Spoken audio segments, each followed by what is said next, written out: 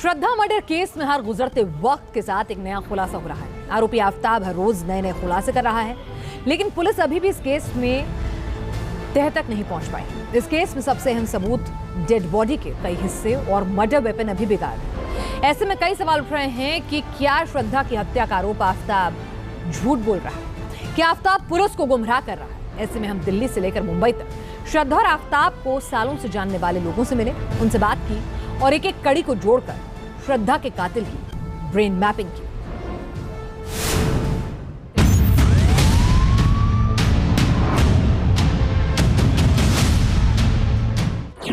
क्या पुलिस को गुमराह कर रहा था आफ्ताब? तो इतना शातिर आदमी पुलिस को सच सच बताएगा कि मैंने बॉडी के पार्ट वहां फेंके, ये इम्पॉसिबल है। आफ्ताब के बयानों में कितना सच कितना झूठ। जो ऐसी मूवीज स्पेशली कई बार देखते हैं, ये भी नहीं कि एक बार देखा, वो कई बार देखते हैं, रिपीट एंड रिपीट, वो जिससे कि वो एकदम अपने को कंप्लीट कर पाए। 6 महीने तक लाश के साथ रहने वाले आफ्ताब के दिमाग में क्या चल रहा था? उनको कुछ सेडेटिव पिल्स की जरूरत हो रही है, थोड़ा सा साइकोलॉजिकल डिस्टर्बेंस चल रहा है फैमिली के अंदर। आफ्ताब के सिर पर 3 साल से खून सवार था। मुझे डर है, इतने 3 से 4 बार मुझे मारा, मुझे गला दबाने की कोशिश किया। सालों से आफ्ताब के जुल्म झेल रही थी श्रद्धा। नशा करता है, नशे में रहेगा, हमेशा मारते रहता है, गला दबाने की कोशिश करता है मुझे। आफ्ताब के निशाने पर और कितनी लड़कियां थी? मुझे ये डर है, मुझे मार के भी मेरे को घर में बंद रखता है, उसका अफेयर भी है। ये वो चंद सवाल हैं जिनका जवाब पुलिस को भी चाहिए और पूरे देश को भी, क्योंकि जब से श्रद्धा की मौत का खुलासा हुआ है तब से आज तक जो डेवलपमेंट्स हुई हैं उससे ये सवाल खड़े हो रहे हैं। सवाल उठने लाजमी भी है, क्योंकि हर गुजरते दिन आफ्ताब का एक नया बयान नया सस्पेंस खड़ा कर देता है। ऐसे में न्यूज नेशन की टीम ने दिल्ली से लेकर मुंबई तक इन्वेस्टिगेशन की, श्रद्धा वालकर के 2 डॉक्टरों से बात की, श्रद्धा के 2 दोस्तों से बातचीत की, दिल्ली के 2 डिटेक्टिव से इस केस का हर पहलू समझा और इन बयानों के जरिए ये समझने की कोशिश की कि आफ्ताब के दिमाग में क्या चल रहा है। सबसे पहले आपको श्रद्धा के एक दोस्त का बयान सुनवाते हैं, जिससे ये साफ हो जाएगा कि आफ्ताब श्रद्धा को सालों से प्रताड़ित कर रहा था, श्रद्धा को सालों से पीटता था। तो हम लोग मिले, बाहर मिले, उसको लगा तो पुलिस चौकी को लेके गया, पुलिस 2020 में पुलिस चौकी लेके गया। लेके जाने के बाद में उसको कंप्लेंट लिखवाया, FIR करवाया इनसे। FIR कराने के बाद में तो हॉस्पिटल बोला जाने के लिए, हॉस्पिटल एक्चुअली नहीं गई, तो हम लोग घर पे लेके आए उसको। श्रद्धा के दोस्त का बयान और श्रद्धा की पुरानी तस्वीर बहुत कुछ साफ करती है। श्रद्धा को जानने वाले ये तक दावा करते हैं कि श्रद्धा को मौत का डर सालों से सता रहा था, लेकिन आफ्ताब ने उसे अपने जाल में ऐसा फंसा रखा था कि वो उसके चंगुल से निकल नहीं पा रही। तो एक्चुअली उसको बोले मेरे को डर है, मुझे जान से मार देगा, वैसा बोलने लगी। एक्चुअली मुझे डर है, इतने 3 से 4 बार मुझे मारा, मुझे गला दबाने की कोशिश किया।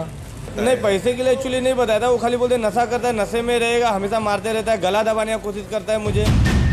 श्रद्धा के दोस्तों का दावा काफी हद तक पुख्ता रखता है, क्योंकि आफ्ताब ने नशे की बात खुद पुलिस के सामने कबूल की है। आफ्ताब ने पुलिस इंटेरोगेशन में यह खुलासा किया है कि वो गांजा पीने का आदी है। साथ ही उसने ये भी कबूला कि श्रद्धा उसे गांजा पीने के लिए टोका भी करती थी।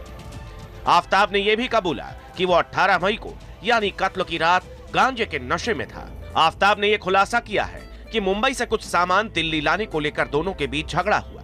इसके बाद आफ्ताब घर से बाहर निकला और गांजे की सिगरेट पीकर वापस आया। आफ्ताब ने बताया कि घर वापस आने के बाद दोनों की लड़ाई हुई और उसने श्रद्धा का गला दबा दिया और इसी दौरान श्रद्धा की मौत हो गई। इसके बाद आफ्ताब रात भर श्रद्धा की डेड बॉडी के पास बैठकर गांजा पीता रहा। इस खुलासे से साफ हो जाता है कि आफ्ताब की मेंटालिटी क्या थी।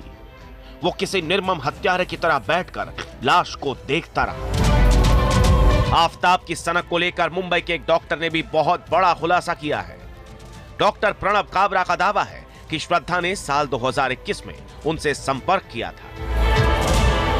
लास्ट वीक ऑफ फरवरी की बात है, मुझे फोन आया था वाई सम सोशल वर्कर के, एक पेशेंट है, वो कंसल्ट करना है डॉक्टर से, कुछ इशू हो गया। तो I am a physician by profession, so I had received the call from her स्टेटिंग के उनको कुछ सेडेटिव पिल्स की जरूरत हो रही है, थोड़ा सा साइकोलॉजिकल डिस्टर्बेंस चल रहा है फैमिली के अंदर। श्रद्धा ने दवाइयां सिर्फ खुद के लिए नहीं मांगी थी, बल्कि आफ्ताब को लेकर भी डॉक्टर से कुछ ऐसा कहा था जिससे कहीं ना कहीं ये साफ हो जाता है कि आफ्ताब की ड्रग्स की लत नई नहीं है।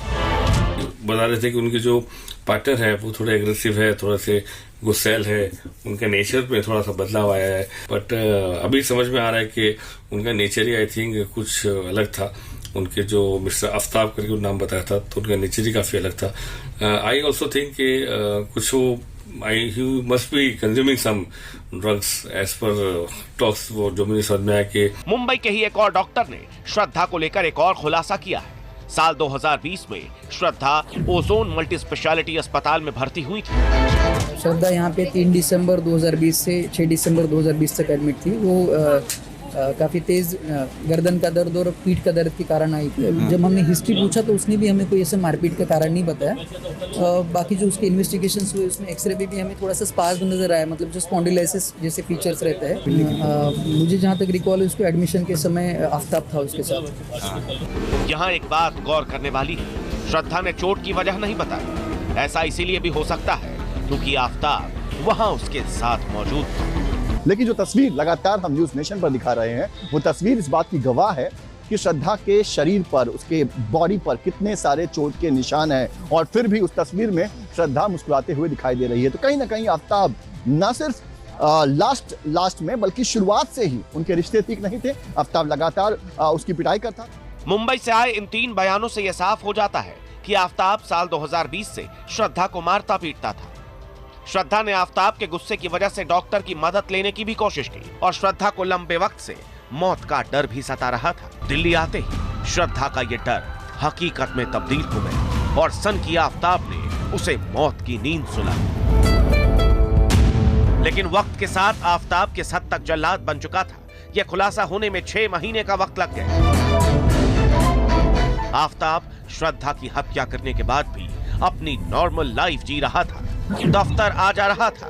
लेकिन पुलिस को शक है कि गुरुग्राम में ऑफिस आने जाने के बीच में ही आफ्ताब धीरे धीरे श्रद्धा के डेड बॉडी के हिस्सों को ठिकाने लगा रहा था। क्योंकि अब तक मर्डर में इस्तेमाल हुआ जो वेपन है वो अभी तक बरामद नहीं हुआ है। लाश के जो दूसरे टुकड़े हैं, धड़ और धड़ के ऊपर का हिस्सा, सिर, वो सभी चीजें अभी तक बरामद नहीं हुई। ऐसे में तमाम कड़ियों को जोड़ने के लिए दिल्ली पुलिस की टीम जंगल के चप्पे चप्पे की छानबीन पिछले तकरीबन 1 घंटे से कर रही है। और यहाँ ये जो जंगल है इससे तकरीबन 1.5 से 2 किलोमीटर की दूरी पर श्रद्धा और आफ्ताब का वो घर मौजूद है जहां पर आफ्ताब ने श्रद्धा का मर्डर किया। सूत्रों के मुताबिक पूछताछ में भी आफ्ताब ने जंगलों में ही डेड बॉडी के हिस्सों को डंप करने की बात कबूली। लेकिन सवाल उठता है कि एक शातिर अपराधी का यह कबूलनामा कितना सच है और कितना झूठ।